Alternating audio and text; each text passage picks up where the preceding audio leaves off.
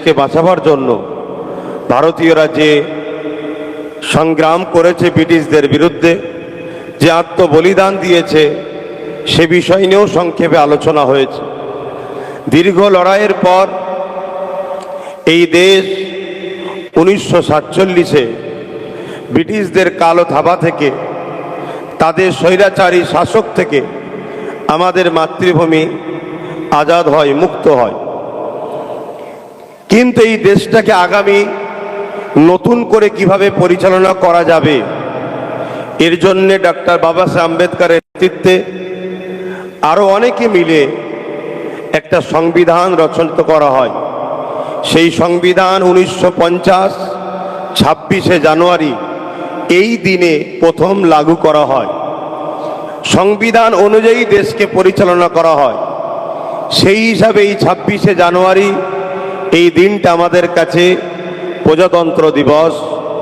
এই দিন ভারতের নাগরিক আগামী দিন কিভাবে ভারতবর্ষে জাতি, ধর্ম, বর্ণ নির্বিশেষে সবাই তাদের জীবনযাপন, ধর্মীয় স্বাধীনতা, বাক স্বাধীনতা, কালচার, সর্ব বিষয়ে তারা কিভাবে চলবে, এর একটা গাইডলাইন তৈরি করা হয়, যেটা বাবা সাহেব আম্বেদকরের নেতৃত্বে আরও অনেকে মিলে এই সংবিধান তৈরি করেছিল।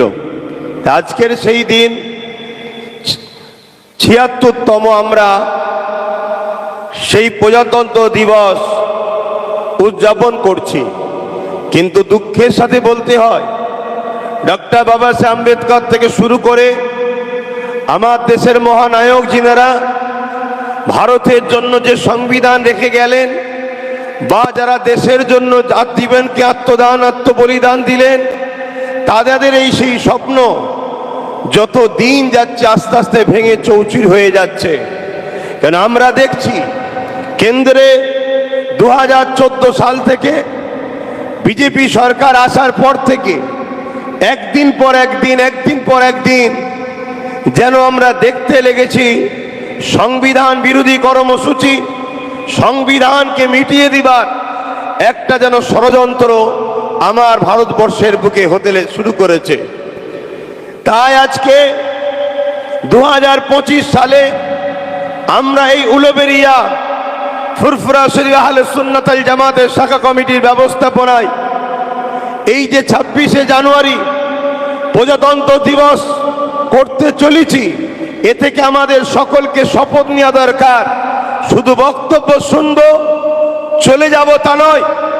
একদিকে যেমন আমাদেরকে আগামী দিন সংবিধানকে বাঁচাবার জন্য লড়াই করতে হবে, সাথে সাথে দেশকে যারা স্বাধীন করে আমাদের কাছে তুলে দিয়ে গেছে, সেই দেশকে, সার্বভৌমত্বকে নিরাপদে রাখার জন্য আমাদেরকে অঙ্গীকারবদ্ধ হতে হবে। যদি আজ আমরা না জাগি, যদি আজ আমরা না বুঝি, যদি আজ আমরা না উঠে দাঁড়াই, যদি আজ আমরা না রুখে দাঁড়াই, তাহলে আগামী দিন এমন আসবে আবার সেই ব্রিটিশরা যেভাবে আমাদের ভারতীয়দের উপরে অত্যাচার চালিয়েছিল, ইস্ট ইন্ডিয়া কোম্পানির নামে যেভাবে আমার দেশকে দখল করেছিল, আজকের দিনেও দেখুন আদানি আম্বানির নামে আমার দেশকে যেভাবে কন্ট্রোল দখল করতে যাচ্ছে। আগামী দিন ইস্ট ইন্ডিয়া কোম্পানি যেভাবে আমাদের ভারতবাসীর উপরে জুলুম করেছিল, আগামী দিন কিন্তু আমাদের উপরে, আমাদের নিউ প্রজন্মের উপরে এভাবেই কিন্তু অত্যাচারী স্টিম রোলার চলতে আসছে। তো সময় হয়েছে আমাদের এখনই উঠে দাঁড়াতে হবে, আমাদেরকে রুখতে হবে, সংবিধানকে বাঁচাতে হবে, দেশের গণতন্ত্র, দেশের সার্বভৌমত্বকে নিরাপদে রাখতে হবে। আমরা এখান থেকে আওয়াজ তুলব, হিন্দু ভাই সে তার বিশ্বাস, তার আস্থা, তার ধর্মীয় কালচার সে স্বাধীনভাবে করবে। দলিত ভাই, আদিবাসী ভাই, শিখ, পাঞ্জাবি ভাই, যে যা ধর্ম, বিশ্বাস, আস্থা সে তার মতো করবে, কেন দেশ তাকে অধিকার দিয়েছে। ঠিক তেমনই পাশাপাশি ইসলামের অনুসারী আমরা যারা, আমরা আমাদের আস্থা, আমাদের বিশ্বাস, আমাদের কালচার, আমাদের রীতিনীতি, আমরা আমাদের ধর্মীয় স্বাধীনতা নিজেদের আস্থা বিশ্বাসের উপরে করব আমরা। কিন্তু দিনের শেষে আমরা সবাই ভারতীয়, আমাদের সকলকে ঐক্যবদ্ধ হয়ে এই বিশাল ভারত নামক গাছটাকে বাঁচাতে হবে। ভারত একটা গাছ বুঝাবার জন্য বলছি, এই গাছের অনেক শিকড় আছে। একটা শিকড়ের নাম মুসলিম, একটা শিকড়ের নাম হিন্দু, একটা শিকড়ের নাম আদিবাসী, একটা শিকড়ের নাম দলিত, একটা শিকড়ের নাম শিখ, পাঞ্জাবি, খ্রিস্টান ইত্যাদি ইত্যাদি। কোন শিকড়কে যদি আঘাত দেওয়া হয়, কাটা হয়, মূলত ভারত নামক গাছটা দুর্বল হচ্ছে। আজ যারা এ দেশকে ব্রিটিশ শাসন করেছিল তারা চলে যেতে পারে, কিন্তু ভারতের মতো একটা হীরের টুকরোর লোভ লালসা তারা কিন্তু এখনো কাটাতে পারেনি। তাই তারা চলে যাবার সময় তাদের কিন্তু উত্তরসূরি, তাদের গোয়েন্দা, তাদের লোক কিন্তু রেখে গেছে। তারা দীর্ঘ বছর ধরে আস্তে আস্তে তিলে তিলে তৈরি হচ্ছে, যাতে করে আগামী দিন এই গণতান্ত্রিক সংবিধান, সর্বধর্মের মানুষের নিরাপত্তা দেওয়া সংবিধান, আমার দেশের যে ধর্ম নিরপেক্ষতার কাঠামো, এগুলোকে ভেঙে দিয়ে হিন্দুত্ববাদী রাষ্ট্র তৈরি করার একটা পরিকল্পনার মধ্যে দিয়ে মূলত আমার দেশকে এরা টুকরো টুকরো করার একটা পরিকল্পনা করতে চাইছে। এই জায়গায় একজন ভারতীয় হিসাবে, হ্যাঁ আমার ধর্ম ইসলাম, আমার ইসলাম আমাকে শিখিয়েছে দেশকে ভালোবাসা। একজন ভারতের নাগরিক হিসাবে আমি দায়িত্ব নিয়ে আপনাদেরকে বলছি, এই জায়গায় কিন্তু আমাদের আর ঘুমোবার সময় নেই, এদিক ওদিক আড্ডা দিয়ে গাফলিতি করার সময় নেই। আমাদের উচিত এখন আমাদেরকে সংগঠিত হয়ে নিজের মাতৃভূমি বাঁচাবার জন্য লড়াই, সংবিধানকে বাঁচাবার জন্য লড়াই। কি বলছেন, আপনারা তৈরি হবেন তো নাকি? লড়াইয়ের জন্য প্রস্তুত হবেন তো নাকি? হাত তুলে বলছেন তো প্রস্তুত হবেন তো নাকি? কেন বহুত মানুষের রক্তের বিনিময়ে, টন টন উলামাদেরও রক্ত, আব্দুল আজিজ মুহাদ্দিস দেহলভী রহমাতুল্লাহ আলাইহি তিনি আওয়াজ দিয়েছিলেন, চলো ব্রিটিশদের বিরুদ্ধে লড়াই করা ফরজ হয়েছে। সেই সময় উলামারা ঝাঁপিয়ে পড়েছিলেন। শুধু দিল্লির জমিনে হাজার হাজার হাফেজে কোরআন আলেমে দ্বীনকে গাছের মধ্যে টাঙিয়ে ফাঁসি দিয়ে খুন করেছে এই ব্রিটিশ গভর্নমেন্টরা। আজকে সেই মাতৃভূমি ধ্বংসের দিকে যাচ্ছে। আমরা দেখছি কেন্দ্রে বিজেপি সরকার আসার পর থেকে একটার পর একটা দেশের নাগরিকের মধ্যে বিভাজন তৈরি করা, সর্বসময় একটা ফিতনা লাগানো, দেশের মধ্যে একটা হইচই তৈরি করা, দেশের ভ্রাতৃত্বকে নষ্ট করা, দেশের সম্প্রীতিকে নষ্ট করা, এই রকম একটা ষড়যন্ত্র তারা করেই চলেছে। যার প্রমাণ আপনারা নিশ্চয়ই জানেন। আমরা দেখতে পাচ্ছি এনআরসির নামে প্রকাশ্য সেখানে বলা হচ্ছে যে একটা বিশেষ ধর্মীয় মানুষের নাম বলে বলছে তাদেরকে নাগরিকত্ব দেওয়া হবে না। যদি কেউ বিদেশ থেকে ভারতে এসে নাগরিক পায়, যেমন অন্য ধর্ম তার বিশ্বাস, সে যেমন নাগরিকত্ব পাবে, ঠিক তেমনি সবাইকে নাগরিকত্ব দেওয়া দরকার। এটাই হবে দেশের গণতন্ত্র। ঠিক তেমনি আমরা দেখলাম কৃষক বন্ধুদের বিরুদ্ধে হঠাৎ করে একটা কালা কানুন তৈরি করলো, যে কানুনে ওই আদানি আম্বানি শিল্পপতিরা আরবপতি থেকে আরো বড়পতি হবে, আর কৃষক ভাইয়েরা তারা আস্তে আস্তে নিজেকে নিজের সম্পদের নিজের ঠিকমতো মূল্য না পাওয়ার জন্য চাষের সম্পদের তারা আত্মহত্যা করতে বাধ্য হবে। ঠিক তেমনি 2024 সালের শেষে, এটা 25 চলছে, হঠাৎ করে একটা ষড়যন্ত্রের বীজ রোপণ করলো কেন্দ্র সরকার। কি? ওয়াকফ সংসদীয় বিলের নামে, ওয়াকফ অ্যাক্ট বিলের নামে 2024 ওয়াকফ অ্যাক্ট বিলের নামে ওয়াকফ সম্পত্তি, মুসলমানদের যে ধর্মীয় একটা অ্যাসেট, ধর্মীয় যে আস্থা, ধর্মীয় যে বিশ্বাস, তার উপরে আঘাত দিয়ে পুরো ওয়াকফ সম্পদকে লুটে দিবার চেষ্টা করলো। আমার কওমের কজন মানুষ আপনারা ওয়াকফকে জানেন জানি না। আমার পূর্বে হয়তো অনেকে বলেছে, ওয়াকফ হলো ইসলাম ধর্মের ধর্মীয় ব্যক্তিরা আল্লাহর সন্তুষ্টির জন্য, আল্লাহর সৃষ্টি সেবার জন্য, মসজিদ, মাদ্রাসা, কবরস্থান, ঈদগাহ, খানকা করার জন্য, আল্লাহকে খুশি করার জন্য আল্লাহর রাহে উৎসর্গ করে, দান করে। আর এই দানটা কিভাবে হয়? লেখালেখনির ভাবেও হয়, মৌখিকও হয়। আজকে 2025 2025-26 জানুয়ারি আজকের দিন পর্যন্ত সুপ্রিম কোর্টের আইন আছে, মুখেও যদি কেউ দান করে ওটাও গ্রান্টেড হবে। কিন্তু আমাদের কেন্দ্রে যে সরকার বসে আছে, সে সরকার দেশের মানুষের যুব সমাজের বেকারত্ব দূর করতে পারেনি। বলেছিল বছরে বছরে 2 কোটি করে চাকরি দেব, 2 কোটি করে চাকরি দিতে পারেনি। উপরন্তু দেশকে আজকে 76তম প্রজাতন্ত্র দিবস করছি, দেশ ক্ষুধার্তর দিকে, বাংলাদেশ পাকিস্তান নেপালের থেকেও আমার দেশ ক্ষুধার্তর দিকে আরো নিচেই নেমে যাচ্ছে। দৈনিক আমার দেশের ছোট্ট ছোট্ট বাচ্চারা ভিটামিনের অভাবে মারা যাচ্ছে। আমার দেশ ক্ষুধার্তর তালিকায় দৈনিক পিছিয়ে যাচ্ছে। আমার দেশের আর্থিক কাঠামো ধ্বংস হয়ে যাচ্ছে। আমার দেশের জিডিপি ডাউন হয়ে যাচ্ছে। আমার দেশের টাকার ভ্যালু কমে যাচ্ছে। আমার দেশে বেকারত্ব বেড়েই যাচ্ছে। এই বেকারত্বদের সমস্যা সমাধান কেন্দ্রের অপদার্থ সরকার করতে পারছে না। উপরন্তু ক্ষমতার জোরে আইনের মাধ্যম দিয়ে, পাওয়ার দিয়ে, জোর করে, সংবিধান বিরোধী কর্মকাণ্ড করে তারা আজকে চাইছে মসজিদগুলোকে ভেঙে দেবো, মাদ্রাসাগুলোকে ভেঙে দেবো, কবরস্থানগুলোকে মিটিয়ে দেবো, খানকাগুলোকে মিটিয়ে দেবো। আমি একজন ভারতের নাগরিক হিসাবে জানতে চাই, আমার দেশের সংবিধানের বিরুদ্ধে গিয়ে কেউ যদি মসজিদ, মাদ্রাসা, কবরস্থান, খানকাকে মিটাতে চাও, আমরা জীবনের বুকে তাজা খুন দিতে হলো এদের বিরুদ্ধে লড়াইয়ের রাজি আছি না নয়। একদিকে যেমন এই লড়াই আমার দেশের সংবিধানের ইজ্জত রক্ষা করা হবে, অপরদিকে আমাদের ধর্মীয় অধিকার বাঁচাবার জন্য লড়াই করতে হবে। আজকে বড় আফসোস, দুঃখের সাথে বলতে হয়, এই জায়গায় প্রোগ্রামটা হচ্ছে, আপনাদের একটু কষ্ট হচ্ছে বুঝতে পারছি, কেন প্রোগ্রামের জায়গা নয়। কিন্তু আমার ভাবতে অবাক লাগছে, 26শে জানুয়ারি স্বাধীন দেশের প্রজাতন্ত্র দিবসকে লক্ষ্য করে ওয়াকফ বাঁচাবার জন্য ওয়াকফ সংশোধনী বিল 2024 বাতিল করতে হবে, কথাটা লিখেছে ঠিকই, কিন্তু এখন ইমপ্লিমেন্ট করেনি। তার প্রতিবাদে আমরা মিটিং করছি।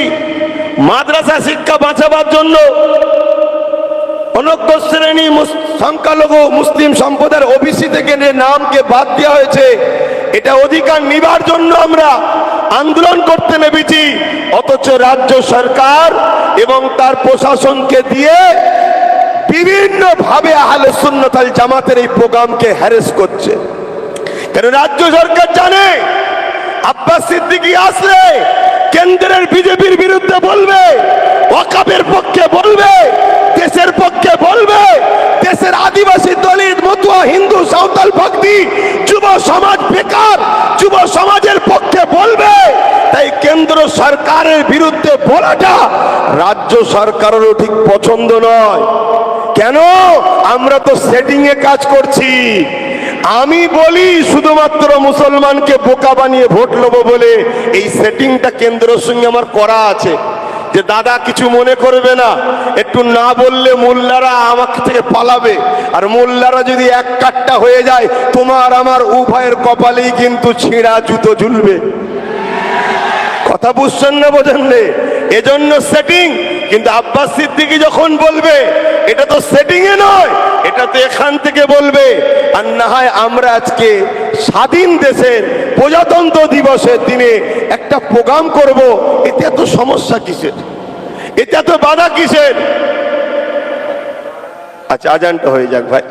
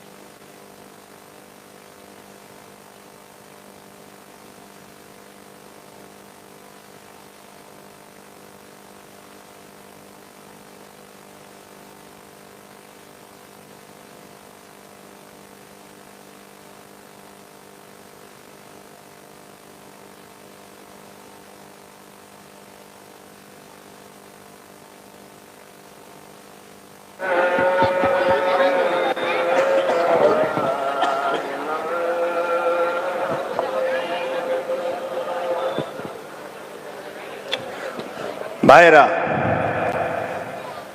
আজান তো হয়ে গেছে। দেখুন, আলোচনা অনেক বাকি আছে, লড়াই আজকে শেষ নয়।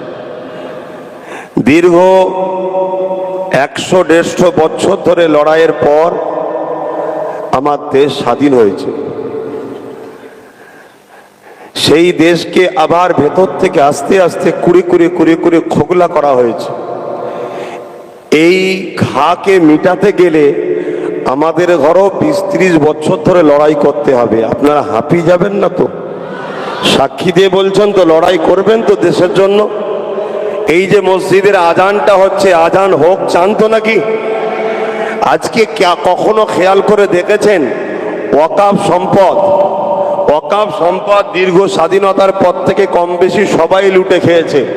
কেন্দ্র সরকার সম্পূর্ণ নিতে চাইছে কেন? অর্থাৎ আইন তৈরি করে ওটা ওয়াকাফ নয়, এটা পরিকল্পনা করতে চাইছে কেন? এটা কখনো ভেবে দেখেছেন? এই ভারতবর্ষের কেরলে একটা মসজিদ আছে যে মসজিদের বয়স 1400 বছর। এই ভারতবর্ষের গুজরাটে একটা মসজিদ আছে, মসজিদের 1300 বছর। এই বাংলায় অনেক মসজিদ আছে যে বয়স 800, 900, 1000 বছর।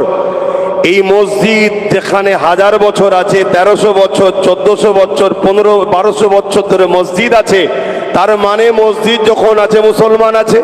তার মানে 1400 বছর, 1300 বছর, 1100 বছর, 1000 বছর ধরে ভারতের মুসলমান আছে। যে দেশে হাজার বছর ধরে মুসলমান থাকে, সে দেশের কখনো মুসলমানকে এনআরসি এনপিআর এর নামে হুমকি দিয়ে, চুমকি দিয়ে, ভয় দেখিয়ে তাড়ানো সম্ভব নয়। এটা মোদি বাবুরা বুঝে নিয়েছে। তাই এদের অস্তিত্বটাকে প্রথম মিটাও, এদের মসজিদকে প্রথম দখল করো, এদের মাদ্রাসাকে দখল করো, এদের খানকাকে মিটাও, এদের কবরস্থানকে মিটাও। আইনের মাধ্যম দিয়ে ওগুলোকে কর্পোরেটদের হাতে তুলে ওগুলোকে বিলীন করে দিয়ে, ওগুলোকে ভেঙে গুড়িয়ে দিয়ে এদের পেহচানকে প্রথম মিটিয়ে দাও। এদের যখন পেহচান মিটিয়ে যাবে, 1000 বছরের মসজিদ থাকবে না, 1000 বছরের মাদ্রাসা থাকবে না, 1000 বছরের কবরস্থান থাকবে না, তখন আমরা বলবো স্বাধীনতার পরে তোমরা এসেছো, এদেরকে তখন আমাদের তাড়াতে সুবিধা হবে। তাই আজ আপনাদেরকে বলবো, এ লড়াই শুধু রুজি রুটির লড়াই নয়। এ লড়াই ভারতবর্ষে আগামী দিন থাকবো না, এ লড়াই আমাদের বাচ্চারা রিজেনশন ক্যাম্পে যাবে না স্বাধীনভাবে মাথা তুলে বাঁচবে। এ লড়াই, এটা সেই লড়াই। নেতাজি যদি পুরো দেশবাসীর জন্য লড়তে পারে, আশফাকুল্লাহ খান যদি পুরো দেশবাসীর জন্য লড়তে পারে, তিতুমির যদি পুরো দেশের জন্য লড়তে পারে, সিধু কানু যদি পুরো দেশের জন্য লড়তে পারে, বিরসা মুন্ডারা যদি পুরো দেশবাসীর জন্য লড়তে পারে, আমি আপনাকে বলছি, আপনি আপনার পরিবার, বাচ্চা, সন্তানের জন্য আপনি নিজেকে উঠে দাঁড়িয়ে লড়াইয়ের দরকার আছে না নয়? কারা লড়াই করতে পারবেন উঠে দাঁড়িয়ে যান, কারা লড়াই করতে পারবেন উঠে দাঁড়িয়ে যান। তবে এ লড়াই সংবিধানকে মান্যতা দিয়ে হবে, কেন আমরা সংবিধানকে বাঁচাবার জন্য এসেছি। এ লড়াই সংবিধানকে মান্যতা দিয়ে হবে।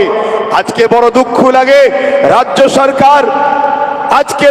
সরকার সে ওয়াকাফ বিলের পক্ষে না দাঁড়িয়ে বলেছিল ওয়াকাফকে সংরক্ষণ করে দেবো, বলেছিলেন তো নাকি? আজকে আপনাদেরকে একটা ছোট তথ্য দিয়ে যাচ্ছি, সময় কম। উত্তর 24 পরগনা আব্বাস আলী গোরাচাঁদ বলে একজন আল্লাহর ওলি রয়েছে, তিনার 900 বিঘে জায়গা ছিল। রাজ্য সরকারের দয়াতে সেই 900 বিঘেটা এখন আছে হচ্ছে মাত্র 92 শতক। কত বিঘে জায়গা? 900 বিঘে জায়গা আছে কত? 92 শতক। তাহলে বাকি জায়গাটা কে ছেড়েছে? তাহলে কেন প্রোগ্রামটা বাধা দেওয়া হচ্ছে বুঝতে পারলেন?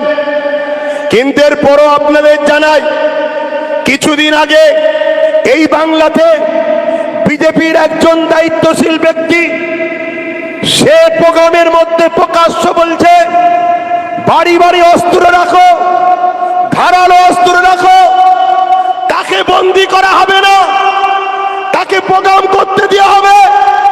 পূর্ব মেদিনীপুরের শুভেন্দু অধিকারী কিছুদিন আগে টিএমসির খেতেরই ফসলছে, টিএমসি তাকে খাইয়ে দাইয়ে মোটা করেছে।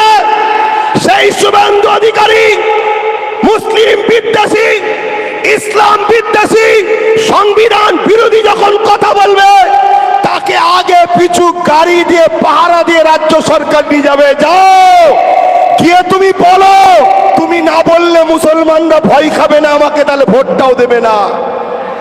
কথা শুনছেন না? শোনেন রে শুভেন্দু অধিকারী, তুমি বলো, বলে হিন্দুকে তুমি নিয়ে নাও, আর মোল্লাগুলোকে ভয় দেখিয়ে আমাকে দাও। এই যে সেটিং এর রাজনীতি তাদের চলছে আপনাদের এলাকার এই পাশেতে ইসলামের নবীর নামে অপমানমূলক কর্মকাণ্ড করা হয়েছিল, ইসলাম বিদ্বেষী কর্মকাণ্ড হয়েছিল। উপরন্ত সেই কাজে যারা করেছে তারা জেল জরিমানা খাইনে, নিরীহ মুসলমানগুলো কাজ থেকে ঘরে ফিরছে, তাদেরকে কেস দেওয়া হয়েছে। এই রাজ্য সরকার মূলত তার আঁচলের তলায় আস্তে আস্তে বিজেপিকে বড় করার ষড়যন্ত্র করতে চাইছে। তার প্রমাণ আজকে আবার এখানে বাধা দিবার ষড়যন্ত্র দিয়ে প্রমাণ করে দিল। তাই আমি আপনাদেরকে বলবো, এখানে বেশি কিছু আর সময় নেই কথা বলার। আমি একটা শুধু আপনাদের কাছ থেকে সাক্ষ্য নিতে চাই। সেই সাক্ষ্যটা হচ্ছে এটাই, দেশের জন্য, সংবিধানের জন্য, ওয়াকাফের জন্য, মুসলিম হোক, হিন্দু হোক, আদিবাসী হোক, দলিত হোক, আমরা সবাই ভারতীয়, প্রত্যেকটা মজলুম অসহায় ভারতীয়র জন্য আগামী দিন কলিকাতার রাজপথে যেদি ডাকি আপনারা যেতে রাজি আছেন? হাত লম্বা করে বলুন কারা যেতে রাজি আছেন। এই হাতটা তুলে রাখবেন, হাতটা তুলে রাখবেন, অঙ্গীকার করছেন তো? হাতটা তুলে রাখেন, অঙ্গীকার করছেন তো? হাতটা তুলে রাখেন, অঙ্গীকার করছেন তো? এই অঙ্গীকার যেন মিস না হয়। কেন আগামী দিন আমি টার্গেট করেছি, কত রুখবে কলিকাতার বুকে 20 থেকে 30 লক্ষ লোকের একটা জমায়েত করার প্ল্যান তৈরি করছি। কত রুখবে দেখবো সেদিন আমরা। কি আপনারা পারবেন না? পারবেন না? কিন্তু আমরা গাড়ি ভাড়া দিতে পারবো না, খাওয়া দিতে পারবো না। কেন যারা গাড়ি ভাড়া দেয়, খাওয়া দেয়, মূলত তারা তোমাদেরকে ভাড়াটিয়া ব্রো করে গোলাম হিসাবে নিয়ে যায়। অতএব আমি ও জন্য দেব না। আপনি যাবেন আপনার দেশের ভালোবাসায়, আপনি যাবেন আপনার সংবিধানকে বাঁচাতে, আপনি যাবেন আপনার শিক্ষা, স্বাস্থ্য, বাসস্থান, কর্মসংস্থানের অধিকারকে নেবার জন্য, আপনি যাবেন আপনার ধর্মীয় স্বাধীনতাকে বাঁচাবার জন্য, আপনি যাবেন আপনার বাচ্চার ভবিষ্যৎ এ দেশ ও বাংলার বুকে সুরক্ষিত করার জন্য। এর জন্য আমাকে যেমন ত্যাগ করতে হবে, আপনাকেও তেমন ত্যাগ করতে হবে। আসুন আমরা উভয় ভারতীয়, আমরা উভয় মিলে ঐক্যবদ্ধ হই। মুসলিম হোক, আদিবাসী হোক, দলিত হোক, সাঁওতাল হোক, হিন্দু হোক, আমরা ভারতীয়। এটা আমাদের দেশ। ব্রিটিশরা শাসন করছিল, তাদের বিরুদ্ধে মন টন টন রক্ত দিয়ে এ দেশকে আমরা স্বাধীন করেছি। এ দেশের কেউ হুকুমতে বসবে আজ, কালকে চলে যাবে, আবার কেউ বসবে, কাল চলে যাবে। সংবিধান ছিল, আছে, থাকবে। দেশ ছিল, আছে, থাকবে। যারা সংবিধান বিরোধী কথা বলবে, দেশ বিরোধী কথা বলবে, তাদের বিরুদ্ধে আমরা ভারতীয়রা আজও লড়ছি, আগামীতেও লড়বো। ঠিক না বেটে? এই আওয়াজ আমাদেরকে দিতে হবে, এই জনরোষ আমাদেরকে তৈরি করতে হবে, এই জন ঐক্য তৈরি করতে হবে। আজকে বড় দুঃখ লাগে, একজন বলছে 15ই কি বলে স্বাধীনতা, 15ই আগস্টের দিন স্বাধীনতার দিন, সেটা নাকি স্বাধীনতার দিন নয়। এ কথাটা কত বড় দেশের মহানায়ক দেখার অপমান করা বলুন তো। উপরন্ত তার গুণগান সবাই করছে, রাজ্যও করছে, সেন্টারও করছে তার গুণগান। তাহলে আজ আমরা কোন জায়গায় যাচ্ছি আমরা বুঝতে পারছি তো। আমার অনেক কিছু বলার ছিল, দুঃখের বিষয়, একটু জামে পড়ে গেছিলাম। আর এখানেও তো বক্তব্য এসে দেখলাম সেটিংটাও হয়তো দেরি হয়েছে। আর আমি উলুবেড়িয়া মহাকমিটি, এই উলুবেড়িয়া থানা শাখা কমিটি যারা দায়িত্ব ব্যবস্থাপনায় আছে, তাদেরকে বলবো মন খারাপ করো না, ধৈর্য হারা হও না। বাধাই প্রমাণ করছে তোমরা সত্যের পক্ষে আছো, বাধাই তোমাদেরকে আগামী দিন বিজয় দেবে। যেমন কিছুদিন আগে কলিকাতায় আমার ছোট ভাই একটা প্রোগ্রাম করেছিল, দেখলেন না? আরে 77টা বিজেপি আছে, তাদেরকে বাধা দিচ্ছে না রাজ্য সরকার। তাদেরকে উপরন্ত আগে 4টে পুলিশ গাড়ি, পিছনে 4টে পুলিশ গাড়ি, কাঁই কাঁই করে পাহারা দিলিয়েছে, রাস্তা ক্লিয়ার করে সরো সরো সরো, বিশুগুলাবে বিশুগুলাবে বিশুগুলাবে, সরো সরো সরো। ভুল বলছে নাকি? তার বেলায় রাজ্য সরকার লিখে যাচ্ছে। আর যে ছেলেটা মুসলিম হিন্দু দলিত আদিবাসী দেশ সবার জন্য কথা বলে, এমনকি আমি তবুও তো একটু রাগে গিয়ে ছোট বড় কথা বলি, কখনো রাজ্য সরকার বা সেন্টারের সরকারের বিরুদ্ধে, কখনো অবাঞ্ছনীয় কারো বিরুদ্ধে এমন কথা বলেনি নওশাদ। কোনোদিন শুনেছেন তার ভাষায় খারাপ? তাকে কিন্তু রুকা দেওয়ার জন্য হাজারো চেষ্টা করলো, লাখ লাখ টাকা খরচ করে চেষ্টা করলো রুকে দিবার। তবে আমি খুশি হয়েছি, আর আহলে সুন্নাত ওয়াল জামাতের ছেলেদেরকে বলবো, তোমরাও শেখো, মন খারাপ করো না। সেদিনের প্রোগ্রামে নতুন নতুন প্রজন্ম তারা সব নেতৃত্ব দিয়ে বিনা সেনাপতিতেই তারা জয় করে ঘরে ফিরেছে। তো যাই হোক, আজকে অবশ্যই মানুষ জাগছে, মানুষ আগামী দিন আরো জাগবে। অন্যায় যুগে যুগে উঠেছে, দেখবেন গিলাসে যখন কোনো ঠান্ডা কোল্ড ড্রিঙ্কস চাকবেন, থামস আপ হোক, কিছু একটা গেঁজা ওঠে, কিছুক্ষণ পরে দেখবেন ওটা আবার হুস করে বসে যায়। অন্যায় ওঠে ঠিকই, কিন্তু সেটা আস্তে আস্তে শেষ হয়ে যাবে। আর একটা কথা আপনাদের বাড়ি বাড়ি প্রচার করতে হবে, বিশেষ করে অমুসলিম ভাইদের বাড়িতে। বিজেপি তাকে প্রমাণ করতে চাইছে আমরা হিন্দু দরদি, এটা প্রমাণ করতে হবে। রেল বিক্রি হয়ে গেছে, চাকরি আমার হিন্দু ভাইদের গেছে। LIC বিক্রি হয়ে গেছে, চাকরি হিন্দু ভাইদের গেছে। এটা প্রমাণ করতে হবে, তাদেরকে বুঝাতে হবে যে আপনাদের ঘরে ঠকানো হচ্ছে। আজকে দেশে 2014 থেকে বিজেপি আসার পর কটা অমুসলিম ভাইদেরকে চাকরি দিয়েছে, কটা অমুসলিম ভাইদের কর্মসংস্থান হয়েছে, আপনারা তার ডাটা বার করুন। মনে রাখবেন, এরা সম্পূর্ণভাবে পুঁজিপতি কর্পোরেটদের হাতে পুরো দেশকে বিক্রি করার একটা প্ল্যান করছে। কিন্তু আমার বলার থাকলেও আমি দুঃখিত, নামাজের সম্মানার্থে আমি প্রোগ্রামকে সংক্ষেপ করছি।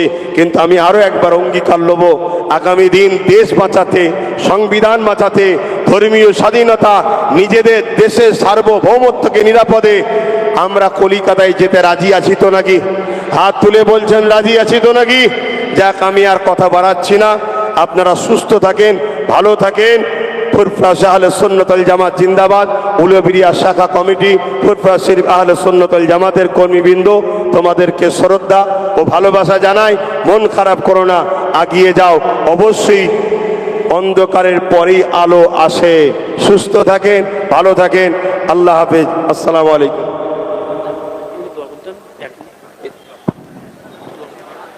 এখানে কি ইমাম সাহেব কি আছে?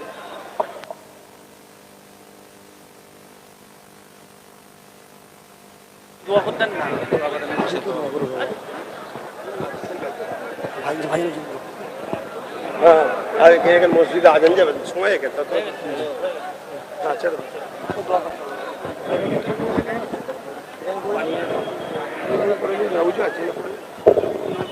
এত সংখ্যের সময়ে প্রোগ্রাম হয়।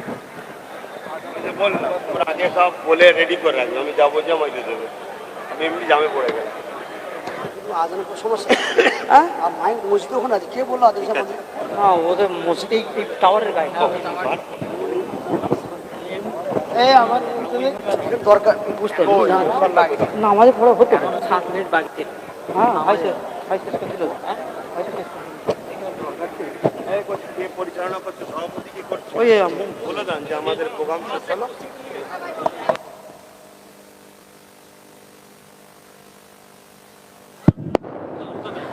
আমাদের প্রোগ্রাম সমাপ্ত হয়েছে। আপনারা আস্তে আস্তে রওনা হন, আস্তে আস্তে যাবেন, কোনো বিশৃঙ্খলা করবেন না, কেউ কোনো হইচই করবেন না।